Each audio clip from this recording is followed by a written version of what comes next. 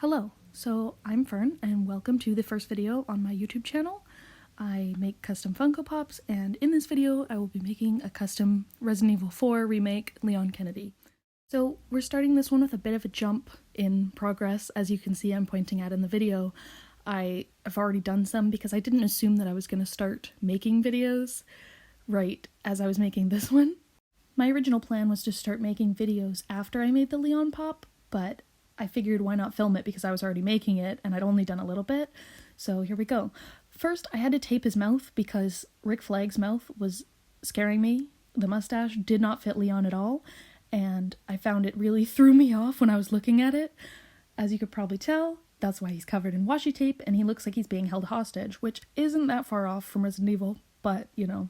Regardless, as you can see, I started off on a Rick Flag pop because I found him for cheap, and initially I was like, oh, the hair, perfect. Nope, I had to sand the whole hair off of that side of his face, and I put it on the other side for Leon's hair, which is why the whole hair at the front and the back is sculpted. Some of my Funkos, it's easier to build on hair that looks kind of like the hair that is already done.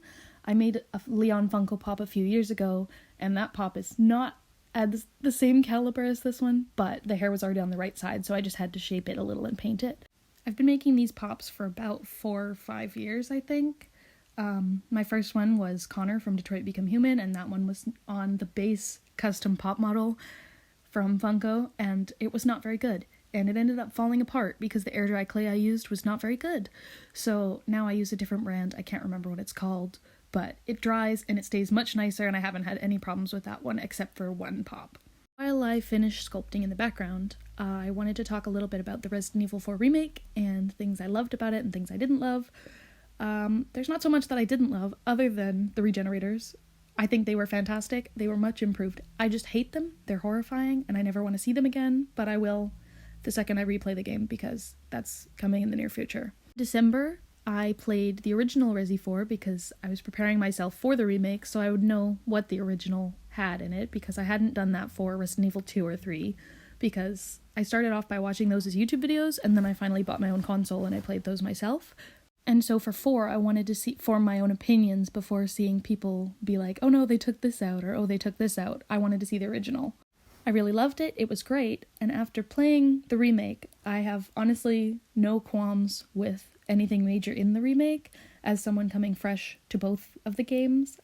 I did miss some of the cheesier dialogue from the original, but it would have made no sense for them to include it. It's still a little bit sad to see it go. Personal favorite being, no way, Leon. Way. Another personal favorite being, women. Honestly, I would have forgiven Leon. It's fair. He can say it. Fair enough. But I didn't have anything major that they took out that I was really disappointed about.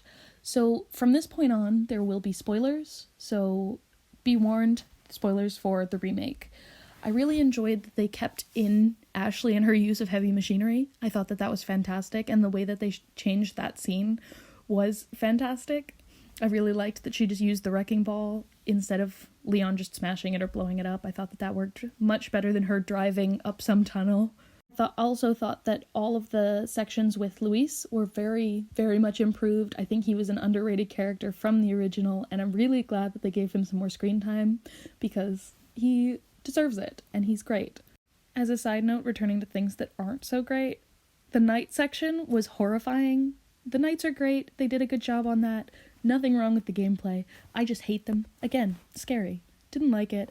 Very reminiscent of the Rose DLC for Village, where she had to hide from the mannequins, and that was also terrifying. Okay, so now we're getting to the painting part. I had a really hard time trying to pick hair color because Leon's hair half the time in the game is soaked, and you can't determine exactly what color it is because then he stands in the light and he's blonde like an angel. And so I went with kind of this more muted blonde shade because I wanted it to look like it looks for most of the game, which is a kind of shadowy, ashy blonde. The rest of him didn't give me too much trouble though, other than having to cover up that mustache, which you'll see later. I had to do like so many layers because it would not give up that evil, cursed mustache. I don't think I've had any other pop that I've painted give me as much difficulty as the layers on that mustache.